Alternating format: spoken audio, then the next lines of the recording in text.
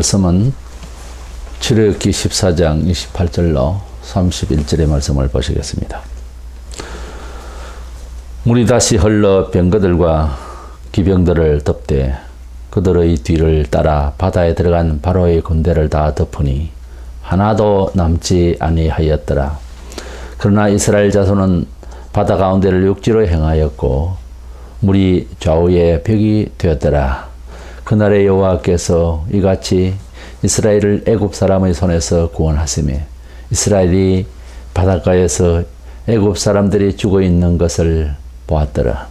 이스라엘이 여호와께서 애굽 사람들에게 행하신 그 큰 능력을 보았으므로 백성이 여호와를 경외하며 여호와와 그의 종 모세를 믿었더라. 아멘. 본문은 애굽에서 430년 동안 노예 생활을 마치고 하나님의 은혜 가운데서 기적을 베푸신 가운데에 홍해를 갈라주셔서 건너오게 된 구원의 사건을 보게 되는 것입니다. 신약은 이 그림을 두고 고린도서 10장 1, 2절에 우리 조상들이 다 구름 아래 있고 바다 가운데를 지나며 다 구름과 바다에서 세례를 받았다고 표현해 주고 있습니다. 우리도 이 세상에서 애국 같은 세상에서 복음을 듣고 이제 주님께로 나아왔는데 이것을 신약에 이렇게 표현하듯이 우리가 예수를 믿게 되어서 세상적인 삶에서 빠져나왔을 때에 이스라엘 백성들이 홍해를 건넜던 가시적으로 보고 몸으로 체험하였던 그런 체험처럼 우리들도 영적으로 이 세상에서 빠져나올 때 그 빠져나온 순간적이던 예수 완전히 믿는 생활로 정착하기까지의 어떤 어려움이 있던 간에 그런 빠져나온 경험이 있느냐는 것을 묻고 싶은 것입니다. 이래서 오늘 홍해를 건너온 사람들이란 주제로 우리 자신의 영적인 변화에 대해서 그 경험을 살피려고 합니다. 첫째로 홍해를 건너온 것은 인간적인 생각이나 또 생각으로 거치거나 사람이 또 어떻게 해서 홍해를 건너온 것이 아니고 하나님의 기적이요. 하나님의 기적이지만 매우 실감나고 체험적인 우리 사람이 그 기적을 일상의 생활처럼 체험을 하게 되는 그런 이상하다 생각하지 못할 그런 확실한 경험적인 일이었다는 사실을 우리가 주목을 해야 됩니다. 이스라엘이 홍해를 건너 애굽을 탈출한 것은 오직 하나님의 기적적인 은혜였다고 하는 사실은 히브리 11장 29절에 믿음으로 그들은 홍해를 육지같이 건넜다 그랬습니다. 하나님께서 기적을 베푸시고 이스라엘 백성들은 그 기적을 베푸시는 사건 앞에 믿음으로 그 홍해를 육지같이 건넜다. 홍해는 아시다시피 아주 깊고 넓은 그런 큰 바다인데 그 길을 육지처럼 건넜다라고 했습니다. 그 한 사람의 경험담이 아니고 민족이 전부 다 걸어갔습니다. 그렇기 때문에 온 백성이 다 걸어갔기 때문에 이런 사건을 이제 뭐 기억을 할 수 있다 없다 이런 차원이 아니에요. 이것은 역사적인 거국적인 사건이었어요. 몸으로 체험한 일이었습니다. 본문 29절에 이스라엘 자손은 바다 가운데를 육지로 행하였고 물이 좌우에 벽이 되었더라. 홍해에서 쫙 하니 갈라졌는데 양쪽에 벽이 되었다. 그래서 물이라고 하는 것은 흐르는데 흘러가면 오던 것은 섰다 하더라도 내려가던 것은 그냥 내려가 버려야 되는데 흘러가 버려야 되는데 양쪽에 벽이 됐다. 멈췄다는 이야기죠. 이게 자연의 어떤 이치가 멈췄던 겁니다. 흐르던 물이. 어쨌든 그들은 그 홍해가 갈라지고 맨바닥이 아무리 물이 잠시 없어져도 바닥은 이렇게 물에 젖어 있을 것인데 맨바닥처럼 됐다. 이것은 완벽한 기적이었습니다. 그래서 그 길을 만드신 하나님의 역사 앞에 맨 땅처럼 이렇게 걸어서 지나갔던 것입니다.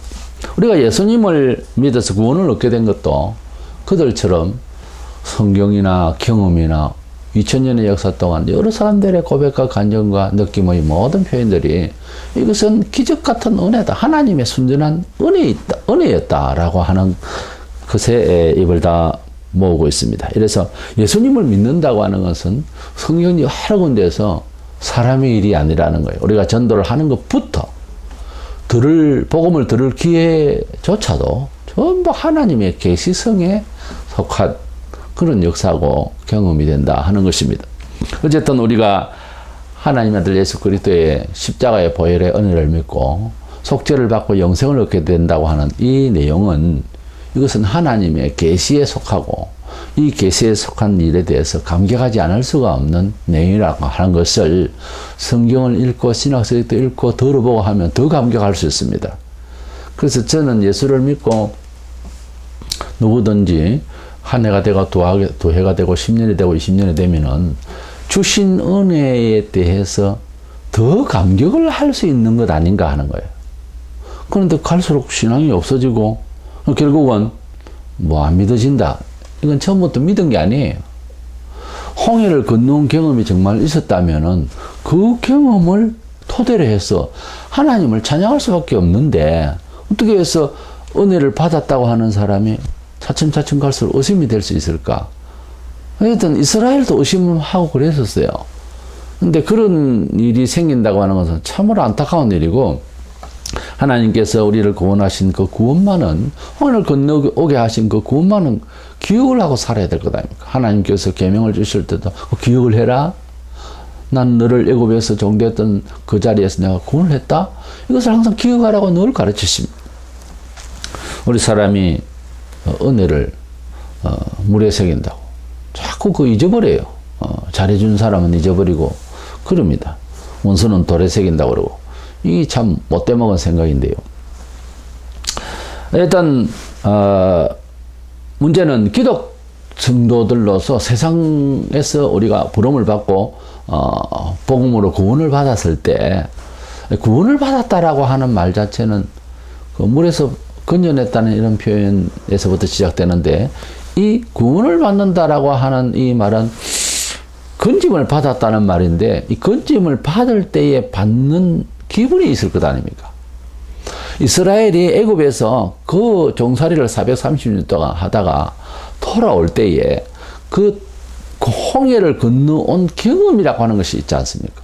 그냥 그 자리에서 하나님 백성이라고 하는 것을 확신을 시켜준 상태에서 애국 그대로 있으면 이건 해방이 아니잖아요. 이것은 구원이 아니지 않습니까? 희망이고 하나의 비전일 뿐이죠. 그렇죠? 비전이죠. 그건 우리가 비전의 사람이냐? 아니지요. 우리는 구원을 받은 사람이다 말이에요. 구원을 받은 사람이면 구원에 대한 확정적인 어떤 경험에 대한 이야기를 할 수 있어야 될 것 아닙니까? 교회에서 뭐 비전 말을 많이 하는데 비전 이전에 우리가 누구냐는 것이 우리의 정체성이 확립이 먼저 돼야 되지 않겠어요? 일단 구원을 받았다고 하는 만큼 더 귀한 게 없잖아요. 애굽에서 아무리 비전을 가진들 뭐 하겠어? 거기서 종인데 계속해서. 그러니까 우리는 홍해를 건너온 이스라엘 백성들이 그 경험처럼 그 경험담을 예수 믿은 담을 이해할 수 있느냐 하는 거예요. 신약에서 말하는 구원도 사실 그들 못지않게 경험적인 것으로 확신을 하는 말이 많습니다. 고린도서 5장 17절에 그런즉 누구든지 그리스도 안에 있으면 새로운 피조물이라 이전 것은 지나갔으니 보라 새 것이 되었도다. 이 보라 하는 말은 날 보시오. 난 분명히 하나님 자녀가 되어서 이 말입니다. 보라 하는 것은 객관적으로 공개적으로 자기가 확신이 되어진 이 구원에 대해서 모든 사람에게 알리고자 하고 이 구원을 전하고자 하는 심령에서 보라. 이런 식의 고백은 결코 감정적인 표현이 아니에요. 고린도서 13장 5절에는 너희는 믿음에 있는가 너희 자신을 시험하고 너희 자신을 확정하라 그랬어요. 그러니까 이런 말도 어떤 자기가 구원을 받은 것에 대한 어떤 확정적인 확신할 수 있는 바를 살펴줘야 된다는 거죠. 그리고 그것이 가능하다는 뜻이에요. 구원은 죽어봐야 알고 천국 가봐야 알고 예수께서 오셔봐야 안다. 이런 식으로 만약에 말할 수밖에 없는 지경이라면 그대는 지금 중생한 사람 아닙니다. 중생한 사람 그렇게 말 안 해요. 그리고 그들은 또한 홍해를 건널 때에 애굽의 군대가 물에 잠겨서 수장되어서 죽는 것을 목도를 했습니다. 출애굽기 14장 이게 30절에 그날에 이스라엘이 애굽에서 바닷가에서 애굽 사람들이 죽어 있는 것을 보았더라 그랬어요. 여기 보았다라고 하는 말에 라라고 하는 단어의 뜻은 발견하고 주목하는 걸 말해요. 그러니까 이스라엘 백성들이 홍해를 건널 때 똑똑히 봤다는 거예요. 환상적인 그림이 아니고 똑똑히 목도했다는 거예요. 예수님을 믿고 구원을 받았다고 하는 것은 마치 이스라엘이 홍해를 건널 때에 그 똑똑히 보았다라고 하는 그 확인 같은 그 확인되는 시각적인 그 팩트에 확실한 느낌과 경험을 우리가 가졌던 것처럼 우리들도 예수를 믿을 때에 확실성이 상당히 중요합니다. 확실히 애굽에서 건너올 때에 그 애굽의 군대들이 죽어가는 모습을 두 눈 똑똑히 봤다는 거예요. 이것은 우리가 예수를 믿을 때에 예수 믿고 난 뒤에 내가 세상에서 나이와 직업과 환경에 따라 좀 차이가 있겠습니다만 예수님을 믿고 이제 교회 생활을 하기 시작할 때에 교회에서 예배를 마치고 가령 드라마틱하게 말하자면은 예배를 마치고 집으로 귀가하거나 밖으로 나서서 세상을 바라볼 때, 뭐 동네를 바라보든 이래서 세상을 바라볼 때의 마음이 그동안 나를 보호해 주었던지 또는 위협했던지 간에 세상의 모든 세력이 예수 믿는 내 마음에 오신 예수님 앞에 전부 다 몰사되는 것, 그 세력이 몰사되어 버린 것이 눈에 보여야 됩니다. 예수님을 믿고 난 뒤에 아직도 세상의 세력이 겁이 나고 좋은 것 같고 내 입에서 툭툭 튀어나오면 그건 예수님의 권세가 당신으로 하여금 세상을 이긴 믿음의 사람으로 만든 상태가 아니잖아요. 맞죠? 그러니까 세상을 바라볼 때, 예수님을 믿고 세상을 바라볼 때에 이스라엘 백성들이 그 대단하게 보이던 힘센 그 장군과 병사들이 이제 말과 큰 모든 병기들이 이 물속으로 수장되는 것을 보았다 했잖아요. 이와 같이 예수님을 믿는 사람은 예수님 믿고 난 뒤에 세상을 바라보고 이해하고 세상을 이제 이해를 하는 느낌이 예수 믿기 전에 나에게 좋든 나를 위협하든 의미가 없든 또는 아주 여러 가지의 환상이든 세상에서 주는 모든 그러한 힘과 그러한 색깔과 그러한 빛과 그러한 모든 것들이 이제 우리 눈에서 마치 애굽의 군대가 수장해서 몰사하듯이 완전히 예수 믿는 내 마음 앞에 내 마음속에 예수님 앞에서 완전히 수몰되는 모습으로 보여야 된다는 거예요. 그러니까 예수 믿고 나면 아무런 두려워할 것, 아무런 좋은 것이 세상적으로는 안 보여야 됩니다. 없다라고 하는 것이 보여야 됩니다. 그러니까 예수 믿고 나는데 모든 것을 다 가진 마냥 그렇게 아주 최고 이 세상에서 행운아 마냥 그렇게 감격하는 것이 정상이에요. 예수 믿고 난 뒤에 예배 드리고 난 뒤에 가면서 뭐 세상에 뭐 이길 것도 없고 오히려 세상에 져서 또 돈벌이를 나가고 이러면 이건 예수님을 믿고 세상을 이긴 상태의 정신이 아니지 않습니까? 그게 앞뒤가 안 맞는 이야기거든요. 그렇지 않습니까? 지금 제가 그렇게 영적으로 해석을 하자는 것이 아니라 성경 자체에서 홍해의 기적 자체를 세례라고 하잖아요. 그러니까 예수 믿고 구원받는 게 세례인데 영적으로 말하자면 세례 시기가 표입니다. 그거는 상관없고 예수 믿고 구원받았다는 것이 세례를 받았다는 말이지 않습니까? 그 세례의 본래 의미는 세상적으로 내 영혼 죽고 영이 살았다 그 말이거든요. 예수 안에서 세상적인 모든 것이 죽고 예수 안에서 새 생명을 얻다 이 말 아닙니까? 구원받았다 이 말 아닙니까?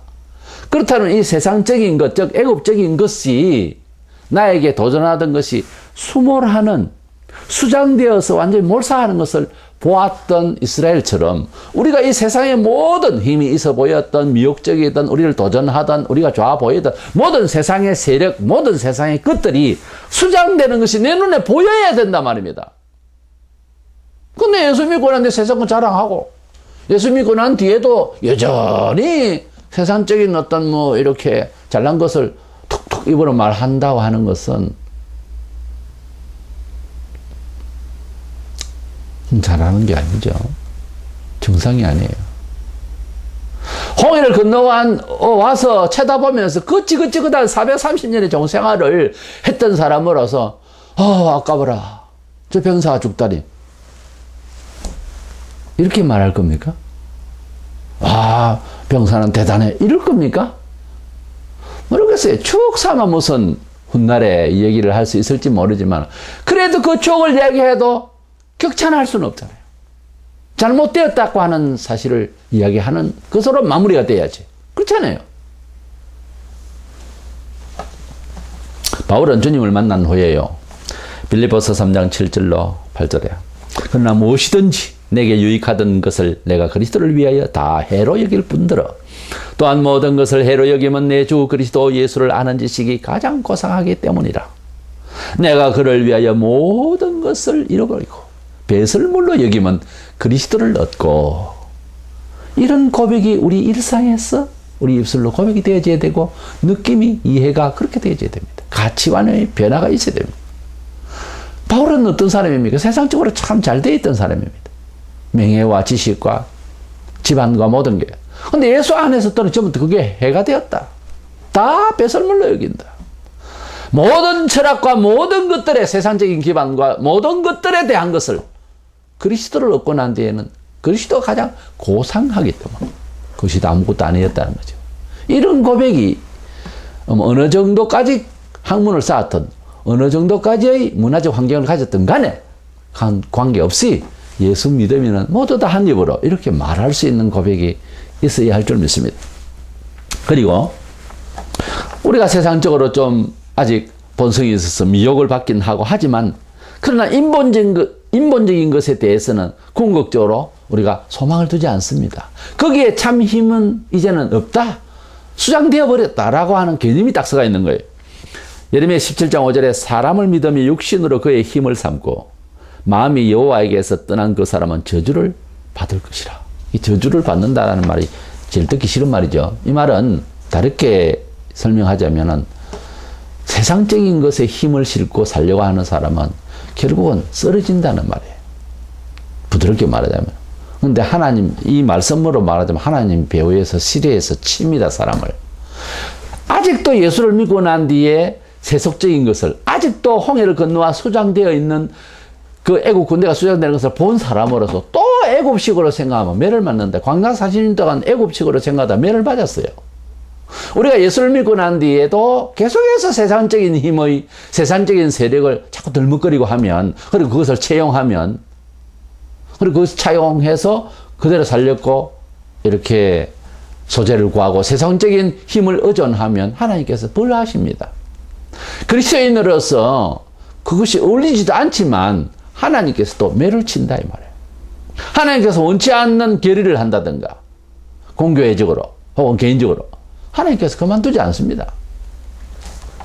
이래서 우리가 하나님께로부터 구원을 받았고 이스라엘의 애굽에서 건너올 때 홍해를 건너올 때에 확실하게 건너오면서 경험을 한 것과 그리고 저기 전부 몰사되는 것을 이렇게 확실히 경험하고 눈으로 똑똑히 본 사람으로서 이제 두 번째 생각할 것은 홍해를 이렇게 건너온 사람의 정신세계가 삶의 방식이 이제는 완전히 달라져야 한다는 사실 앞에 우리도 이것을 똑똑하게 구분해 둬야 할 것이라는 것입니다. 그래서 이스라엘 백성들이 홍해를 건너와서 정치적인 혹은 정신적인 라이프 스타일이 완전히 이제 바뀌어야만 하고 이제 바뀌도록 하나님께서 계시하신 내용이 바로 계명이지 않습니까? 이래서 그 홍해를 확실하게 건너온 사람, 뭐 확실하게 안 하거나 형용사가 필요 없지. 건너온 그런 큰 경험을 가진 큰 구원 앞에 이제 그들이 반응해야 될 그 반응이 곧 세상에서 살던 사람으로서 예수를 믿고 구원을 받은 우리 그리스도인들이 또 같은 반응을 해야 정상인 것입니다. 첫째, 그들의 반응은 홍해를 건넌 사람들은 구원을 체험을 했기 때문에 그 체험적 기쁨을 노래했습니다. 찬송하자 하니까 하기 싫은데 또 하자 하네. 그런 것이 아니고 구원을 체험을 해서 누가 선발대로 구원 찬송하자 이래 된 것이 아닙니다. 모든 사람들이 경험을 똑같이 하고 난 뒤에 찬송을 같이 나오는 거예요. 은혜가 되면요, 찬송가 그 제목도 거의 비슷하게 찾습니다. 원래 마음이라고 하는 것이 같이 움직이잖아요. 그러니까 홍해를 건너오고 난 뒤에 야, 이제 우리가 기뻐해야 되지 않나? 찬송이라도 해야지. 이렇게 된 것이 아니잖아요. 그게 그렇게 될 수가 없잖아요. 그래서 구원을 받은 사람이라면은 우리에게도 기쁨의 찬송이 저절로 자원에서 나오는 겁니다. 누가 하라 해서가 아니고. 홍해를 건넌 직후 구원받은 그 자리에서 바로 찬양을 했어요. 그들처럼 예수님을 믿는 자들은 속에 있는 구원의 기쁨을 가지고 있기 때문에 대체로 예수 믿게 되면은 나중에는 또 모르겠어요. 처음에는 얼굴에서 환희가 일어납니다. 교회를 나오는 사람이 몇 주를 나오는데도 얼굴에 전혀 피색이 변하지도 않아요. 기쁨도 없다. 이건 이상하지 않습니까? 이스라엘 백성들이 홍해를 건너고 난 뒤에 찬송을 할 때 어떻게 했습니까? 찬송을 이제 음악적으로 어떻게 해야 되는 기술을 발휘하려고 했겠습니까? 아닐 겁니다. 아마 몸이 약간 움직일 수도 있어. 왜? 너무 흥분 상태입니다. 여호와를 찬양하라 이렇게 되지 않습니까? 고요한 바다로 이렇게 찬송하지 않는 것 아닙니까? 우리가 믿음으로 구원을 받은 찬송을 하는 사람이 그렇게 힘이 고요한 바다로 저 천국 향할 때 이렇게 나가야 되는 게 정서상 옳지 않습니까? 사건 앞에, 경험 앞에. 그렇다면 답은 나오죠. 경험이 없기 때문에 찬송이 그렇게밖에 안 되는 거죠. 그 경험을 한 이스라엘이 찬양을 할 때 어떻게 했겠냐고요. 지금 막 흥분 상태입니다. 에베소 1장 5절에서 6절 우리를 자기 아들들이 되게 하셨으니 이는 그의 은혜의 영광을 찬송하게 하려는 것이라. 사도 바울의 이 표현이 정확한 거죠. 우리가 세상적인 데서 구원을 받았을 때 구원받은 목표가 뭐냐, 신학적인 해석을 이런 걸 떠나서 구원 딱 받았다는 구원 자체가 확실시 되니까 기쁘다 말입니다. 그러니까 기쁘니까 찬양을 해야 되겠다 먼저 하는 그런 감정적 흐름이 사도 바울에게 이렇게 정확하게 표현이 나오는 거예요. 우리를 하나님 자녀가 되게 하면 우리를 찬양하게 하려 합니다. 맞잖아요. 그래서 성령 안에서는 희락이 있다고 로마서 14장 17절에 그렇게 말했고요. 성도는 구원의 큰 기쁨을 소유하고 있어서 심지어 고난을 받는 중에도 너무 큰 구원의 경험 때문에 고린도서 7장 4절에 내가 우리의 모든 환난 가운데서도 위로가 가득하고 기쁨이 넘치는도다 그랬어요. 이게 환난을 받지만 속에 있는 그 기쁨, 그 구원해 주신 그 큰 인생의 동기가 있기 때문에 힘을 얻는 거예요. 예. 이런 말씀이 맞는 말씀이죠. 예수께서 십자가로 돌아가실 때도 히브리 12장 2절에 보면은 앞에 놓여 있는 기쁨을 위하여 고난을 참았다 그랬어요. 부활을 생각하니 기쁘다 그 말 아닙니까? 주님은 역사적으로 좀 거꾸로 되어 있는 거지만 부활이 완성인지 않습니까? 죽음에서 이긴 것. 그러니까 죽음에서 이긴 것이 뒤에 날 일이지만 그것을 보고 미리 앞당겨 경험하니 십자가의 고난도 즐거운 마음으로 참았다. 맞는 말씀이죠. 아주 역설적인 표현이죠. 우리가 참고 인내하고 순종하는 이런 가운데서 우리 신앙생활을 잘 해야 되는데 그래서 신앙생활을 순종하면서 따라갈 때에 어떤 생각을 해봅니까? 긴가민가? 과연 그럴까? 교인이기 때문에 어쩔 수 없이 원수를 사랑해야지 뭐. 그래도 잘 하는 거예요. 근데 그렇게 하는 것보다 이렇게 하면 하나님께서 은혜를 주신다고 하는 그 은혜를 먼저 구체적인 건 뭐지만 먼저 체험을 하는 거예요. 마음에. 그러면 고난과 어려움과 인내가 필요한 일들도 잘 따라갈 수가 있는 힘이 2배나 이렇게 일어나겠죠. 어떤 면에 있어서는 환난을 받고 어려움을 받고 순종을 한답시고 하는 이 일이 오히려 즐거울 수도 있어요. 왜? 바로 눈앞에 주의 축복이 일어날 것을 눈에 훤하게 보이는 사람으로서는 그렇잖아요. 이래서 홍해를 걷는 사람, 세상으로부터 구원을 받은 사람의 동일된 것은 기쁘다는 거예요. 환희가 있는 거예요. 그래서 그리스도인들은 왠지 좀 얼굴이 편안하고 기쁜 마음이 이렇게 표출이 자꾸 되는 것이 정상이다. 그래 안 됩니까? 그래 안 되면 그거를 보고 자꾸 웃도록 하시기 바랍니다. 두 번째로는 주의 은혜를 받고 난 뒤에 홍해를 건너왔는데 그걸로서는 되는 것이 아니고 이제 구원을 받았으면 구원받은 사람으로서 하나님께서는 새롭게 살아가는 생활의 스타일을 위해서 율례를 주셨어요. 이것이 새로운 처세술로 이제 받아들이게 된 것입니다. 세상에 속한 나라는 우리가 살고 있는 천국 백성은 아니지만은 그러나 천국은 그렇다고 피상적인 나라가 아니라 살아계신 신의 간섭을 받는 통치를 받는 입장이 바로 천국의 임재라고 표현하고 있습니다. 우리가 어떤 나라의 백성이라고 할 때 여행을 가더라도 이 한국인으로서 외국에 여행을 가면은 한국인의 입적 가운데서 그의 신분이 보장이 되고 이 나라의 법에 의존하게 되어 있습니다. 물론 그 외국의 그 나라의 법을 따라서 여행을 하겠지만 엄격히 말해서 한국인으로서 그 법에 적용하는 것이고 한국인으로서 근본적으로 그 사람의 신상이 보증이 되는 것입니다. 그렇죠? 그것은 한국의 어떤 통치 이념이 그에게 적용되고 있는 것이죠. 그래서 그 나라에 가서 10명이든 100명이든 앉으면 한국 사람이라고 그러지 프랑스에 가서는 프랑스 사람이라고 하지 않지 않습니까? 지금 지역이 바뀌어 있어도 한국 국민이다 하지 않습니까? 하나님께서 지금 그 지역에 지금 올라가지는 않았지만은 하나님께서 통치하는 간섭을 받고 교감이 분명한 사람들이 모인 단체인 교회는 하나님의 나라의 백성이라고 말합니다. 그리 어려운 이야기 아니지 않습니까? 국가를 형성하는데 왕과 백성과 땅이 있어야 됩니다. 왕은 시편 145편 1절에 왕이신 나의 하나님이라. 하나님은 살아계신 분이고 예수님은 만왕의 왕으로서 살아계신 분이거든요. 그 다음에 백성은 성도들에서 베드로전서 2장 9절 10절에 거룩한 나라여 그의 소유가 된 백성이라고 그랬어요. 그리고 너희가 전에는 백성이 아니더니 이제는 하나님의 백성이요. 분명히 백성이요. 하나님을 믿는 신자요. 이런 이야기를 넘어서 있는 겁니다. 백성이라고 그랬어요. 바울은 빌립보 3장 20절에 우리의 시민권은 하늘에 있는지라 아주 문화적으로 구체적으로 이야기하잖아요. 우리가 하나님 나라의 시민권을 가진 자다라고 하는 확실한 정체성을 가져야 됩니다. 이스라엘이 출애굽한 후에 애굽에 살던 생활 규범 대신에 시내산에서 모세를 통해서 새 도리를 받았습니다. 그와 같이 우리 기독 성도들도 예수께서 주신 성경의 진리를 따라 살도록 하는 것이 세상으로부터 빠져나와 홍해를 건너온 사람들의 계명을 받았듯이 세상에서 빠져나와 예수 그리스도인으로서 하나님의 나라의 백성으로서 지켜야 할 국법이 있다는 거죠. 그것이 바로 성경이다 그 말이에요. 에베소 4장 22절에 너희는 썩어져가는 구습을 따른 옛사람을 벗어버리고 베드로전서 4장 3절에 이방인의 뜻을 따라 행한 것은 지나간 때가 족하도다. 우리가 예수를 믿고 나면은 이 세상의 어떤 룰과 이 세상의 삶의 모든 의식, 문화, 정서 이 모든 것들이 변해서 하나님이 주시는 법대로 처음부터 끝까지 다 알 수는 없어요.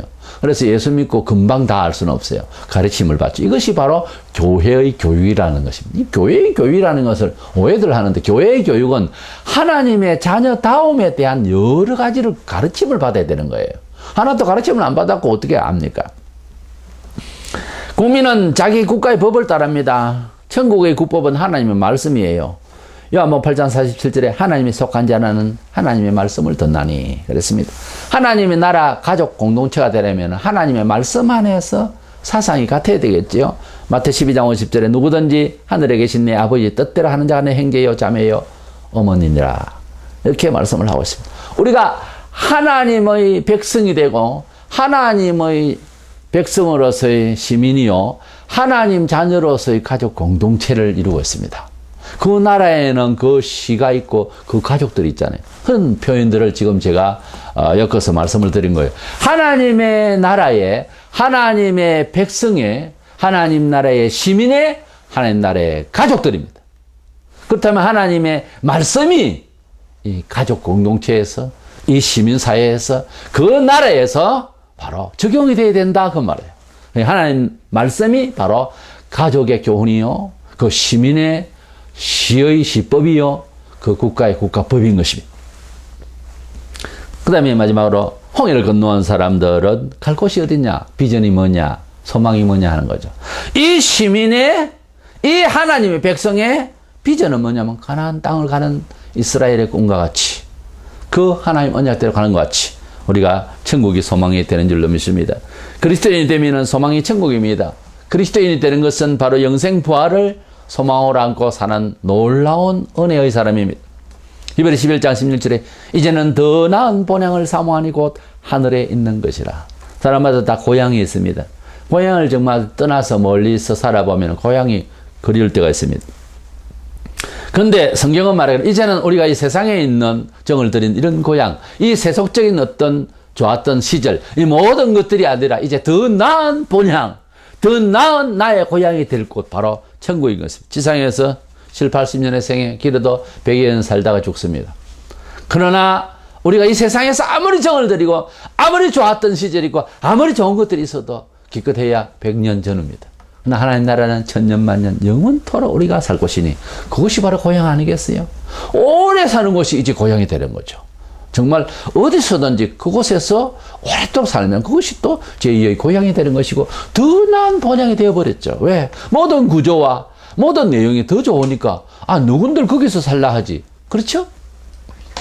오늘 15장 19절에 만일 그리스도 안에서 우리가 바라는 것이 다만 이 세상의 삶뿐이면 모든 사람 가운데 우리가 더욱 불쌍한 자이리라. 예수 믿는 사람이 더 나은 본향을 생각하지 않고 겨우 해봐야 이 세상 것을 위해서 기도하고 그런 소원, 그런 괴로움, 그런 전전긍긍하는 생각이 생활에 거의 지배를 한다면 그 그리스도인의 정신이 아니죠.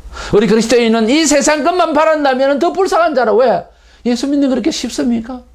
모든 삶의 구조가 막 바뀌어야 되는데 이것은 하나님 나라와 직결되어 있습니다. 하나님 나라를 간절히 사모하는 자가 하나님 뜻대로 살려고 하면서 하다 보니 고난도 따라가는 겁니다. 나는 예수 믿은 10년이 돼도 고난이 없다. 정상 아니에요. 하나님 나라를 완전히 사모하고 옷 입으면요, 세상에서는 비전이 세상에서만 있기 때문에 하나님 나라를 사모하지 않기 때문에 이게 부딪히고 이것이 하나님 나라를 사모하는 사람에게 애를 태우게 하고 부딪히고 힘들게 합니다. 자연히 힘들어져요. 그러다 보니까 하나님 나라를 더 사모하는 마음이 굳어지죠. 진정으로 홍해를 걷는 경험이 있다면 비록 광야 같은 세상을 살면서 어려움이 온다 해도 애굽에 종살이하던 시절을 떠올리거나 좋다거나 그렇게 평을 하면 안 되지요. 우리에게 언약하신 천국을 향하여 가면서 애굽 군대를 선언시키신 하나님의 능력과 심판을 보았듯이 우리가 이 세상의 세력이 얼마나 대단했던 간에 우리는 예수 안에서 이제는 별것 아니다 하고 하는 이러한 확실한 두 눈으로 똑똑히 보는 그런 수장되어버리는 이 세상 세력을 바라보면서 두려워하지도 말고 우리가 겁내지도 말고 이 세상 것에 분명하게 하나님의 큰 능력을 이야기하면서 이 세상을 오히려 구원하려고 하는 이런 담대함을 가지고 살아야 될 줄로 믿습니다. 우리가 이 세상 것을 두려워한다고 하는 것은 참 잘못된 겁니다. 애국 군대는 이미 다 사라졌습니다. 다 수장되었습니다. 하나님의 손길 앞에 다 무너졌습니다. 하나님을 경외하고 이 구원의 놀라운 기적을 베푸신 하나님을 찬양하면서 그 하나님이 곧 우리의 왕이십니다. 우리는 결코 작은 소수민족이 아닙니다. 전 세계에 15억이나 된 엄청난 성도들이 있습니다. 우리는 하나님의 나라의 시민자들입니다. 오늘날 우리 한국에는 많은 교인이 있습니다. 어디 가나 우리의 가족이 있고 우리의 시민들이 있다는 이거 하나만 해도 얼마나 소외감을 가질 필요가 없습니다. 이 세상의 그 어떤 능력과 그 어떤 힘이 우리를 하여금 설득할 일이 없습니다. 이제는 더 그렇습니다. 초기의 사람들은 더 혼자서라도 믿으면서 당당했는데 왜 우리가 믿음의 사람이 많은데 연약한 말을 해야 되고 생각을 해야 되겠습니까? 홍해를 건너온 거 맞습니까? 홍해를 건너온 사람의 처수를 받았습니까? 홍해를 건너온 사람의 경험이 당신의 인생에 광야 같은 세상을 살아가면서 큰 기억이 있습니까?